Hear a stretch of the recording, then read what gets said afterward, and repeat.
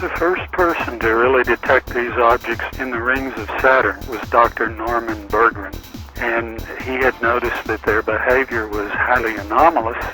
So what he did, he started paying more and more attention, and he found that they were behaving in highly anomalous ways, that they were very large, and that they seemed to be concentrating their effort on an unfinished ring at its terminals. This investigation in this ring was completed by them. At this moment, even NASA has admitted are vast objects within the corona of our sun. Some always there, now is a gathering of many. They have protected this planet from countless cycles of coronal mass ejections that would otherwise have decimated all lineage of cultures present on a relatively short historical rather than geophysical basis. This is the answer of the greatest of all anomaly, how a life-giving fusion star can be so close, yet not cyclically decimate the life it gives. But at the same time, these objects can serve the opposite extreme, when what occupies a planet is sentient, turns on its own. The EMVs have been around from the very beginning, ever since any sentient life has been seated, as they are the mechanical designers of systems that can support life long enough for civilizations to come and go. It is what begins life on a planet. First of all, you have to have an engineered configuration of this planet with its fusion star. The planet has to have a moon around it in a certain proportion, a range of proportion to the planet size to make it alive. This drives the mantle like a generator, the armature, and produces features that'll hold atmosphere, provide a gravity, provide what's needed. These are no accidents. This is all engineered. This is no hit and miss, a 1,000,000 probability. No, this is created and managed in a wondrous and beautiful way. They're not under any particular person's command. They're like on automatic pilot. It's pretty well automatic. If you need some direction, let's just say it's God. But they're far beyond anyone's memory, any ET. And they're regarded with awe by ET, or all ETs. And speaking euphemistically, if not literally, these objects are the hand of God. There was an incident in Utah that opened all that up to me. There is a place in a national forest in Utah in the La Salle mountain range where there is an ongoing operation that is part of what EMVs do. At night, these EMVs mine deep earth and deposits, and they remove them and put them in the rings of Saturn. The material is bombarded by cosmic radiation and broken down, and then they return earth deposits from the rings of Saturn. And when it's ready, it's completely assimilable by any kind of tissue and has remarkable qualities. They return them so that the earth can be reseeded and once again be fertile after a failed experiment is plowed under. They're like the fertilizer machines of the farmer's field.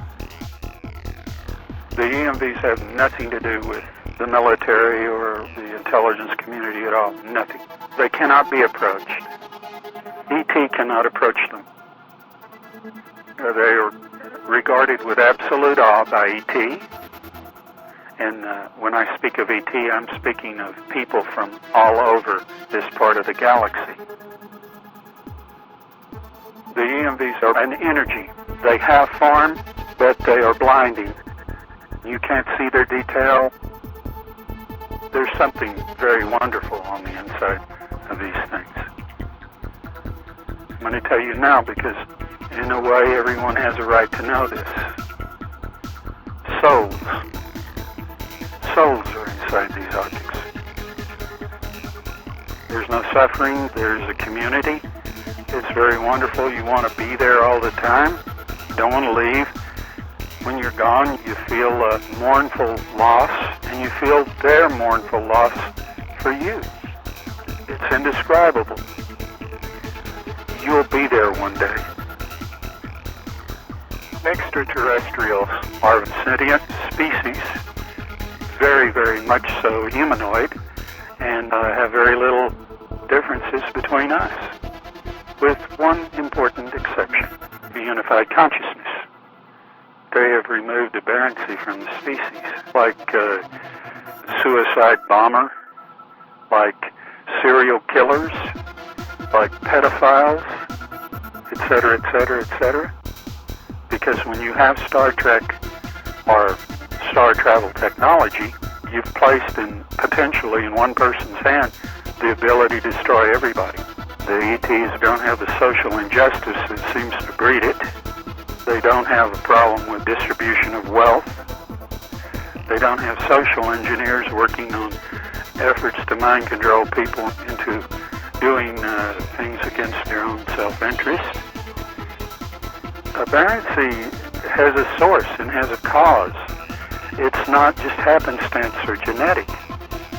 And if you go about correcting any problem effectively, yes, you can solve these problems. And, well, there are dark sides to everything. I'll say this, that the civilizations the ETs are from don't tolerate anything in the way of manipulation or agenda. There's strict rules in place, and they're enforced. If ET has a dark presence here, that will be dealt with, and that'll be taken in consideration when the time comes that ET will press for some remediation. And so far, the one thing that has caused the most confusion is the interlope of the EVs, and they're not tolerated. The ET will get rid of them as they find them. I'll just say this, that there will be no hostile ET presence against Earth. There are residuals of former civilizations who have the evidence of which is far beyond prehistory, and you may find all sorts of anomaly. These stargates go back to a time before the present mankind was here. A lot of things have come and gone. There have been more people on this planet at one time than there are now. Only one successful civilization has gone beyond that point of no return successfully to something better, become a part of something better. One of them elevated to a higher form of manifestation, and the others took the wrong path. Worlds exist where every life is regarded as precious, and no one wants to raise a hand to another. Persist on the hope to see this, and don't fear the worst. Even it will bring wonders to you, but don't reach for that before your time. We all have discoveries to make as each expression of existence plays out.